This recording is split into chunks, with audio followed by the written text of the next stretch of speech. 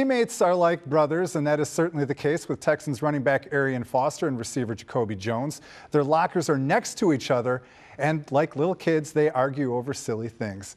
A major point of contention seems to be a constant messiness in the area, with one blaming the other. So earlier this season, Foster put tape on the floor, marking a boundary between the two lockers. Since you can't think about the line, I'm going to make you see it. Oh. And you haven't crossed it since. Oh, something else. That was then, but now the tape is gone. You know, I feel like, Jacoby's my son, and I feel like he's grown as a man, as a young man. So I feel like, I can go ahead and remove the boundaries. It's kind of like moving his bedtime from 9 to 10. I feel like he's graduated from that. So, I would go ahead and remove the tape. He doesn't make his mistakes anymore, but if he slips up, I'm putting duct tape on there. 'Tis the season to take care of those who take care of you. Quarterbacks around the NFL show their appreciation to their linemen by giving them steaks, TVs, iPods, or something of that ilk. Texans quarterback Matt Schaub wouldn't spill the beans on what he bought for his linemen. Does he even know what they like? Just how well does he know them? To find out, we asked Matt questions his offensive linemen felt he should be able to answer about them. Who of all your offensive linemen is the cheapest? Eric Winston. Really? No. Take that back. Mike Brezo. Very good. Excellent. They're both there. Name any 2 of 3 majors that Chris Myers had in college. Did he even finish his degree?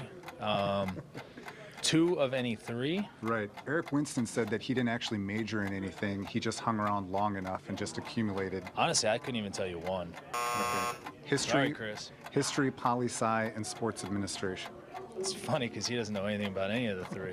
Where did Wade Smith grow up? Timeout. Where did Wade Smith grow up? Wade grew up in Dallas. Well played, my friend. All right, rapid fire. How many kids do each of these linemen have? Wade Smith. 1. Eric Winston. 1. Chris Myers. 1. Dwayne Brown. Dwayne's got none. Dwayne has a little girl. Which of your offensive linemen has a twin? For their sake, I hope none of them. Which one has a twin? Caldwell. Antoine Caldwell. Okay, excellent. Well, I appreciate you playing along, Matt. Hopefully that's edited. You did respectfully, but what we have for you here, we have a little parting gift for you. We have a Houston Texans media guide, so that way you get to know them a little better.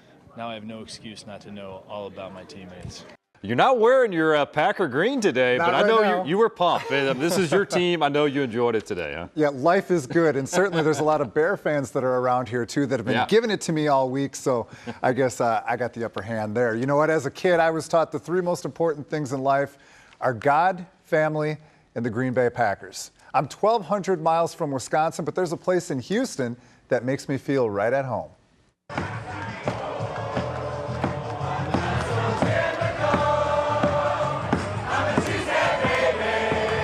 They call it Lambeau South.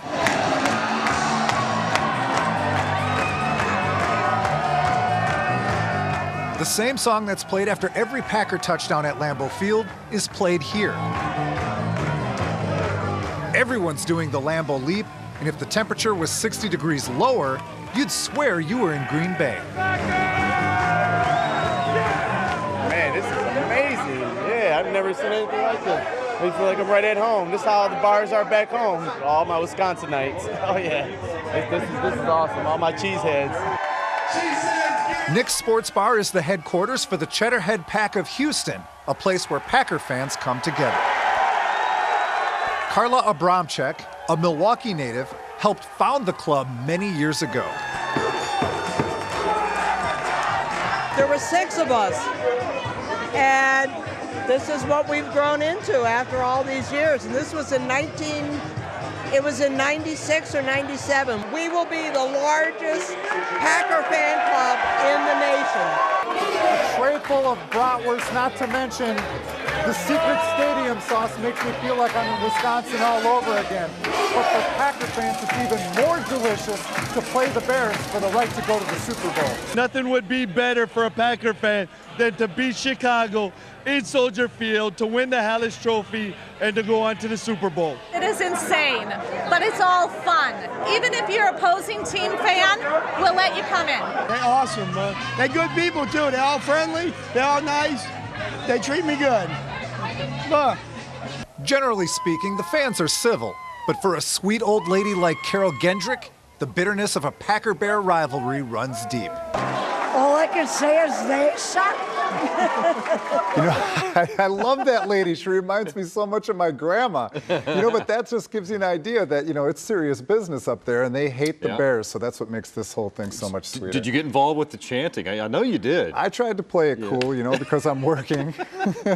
I know you're proud of your Packers. I am extremely proud. One more to go. Come on, boys. There you go. Winston, appreciate it. Good Sure. stuff. A horn signals the end of practice, but for many coaches, their work is about to begin. After every morning session, while players retreat to a more comfortable climate, coaches stay on the field to run. You know, during the season, we sit around a lot, man, and can get fat and out of shape. So we kind of taking a training camp to get ourselves in shape and you know, knock the weight off and start eating right and kind of start over again. What we do is, you know, somewhat stressful. So this is a way to kind of let it all out. Give you a chance to relax, you know, even though it's not relaxing. Get your mind off football for a quick minute. They're in the weight room working out with Dan and Ray. They're out here running, so they're just trying to do the same thing that we're doing, so they still get a feeling of how we feel out here in this heat. I've reached that stage in my life where I'm closer in age to the coaches than I am to the players, so I decided to get out and run with them. I forgot that these are former NFL athletes, and even though they retired long ago, they're still in great shape. We like to keep pushing and you know, keep ourselves in the best shape we can, and it's kind of fun when you have a lot of guys doing it. Of course, they don't have the pads on, but they get a little taste of it. We get the bulk of it, though. Yeah, but they don't know how slow we're actually going, so it's a good thing they go in while we're out here doing this. So. Still, a great way to lead by example. From Reliant Park, Winston Dutchin, Local 2 Sports.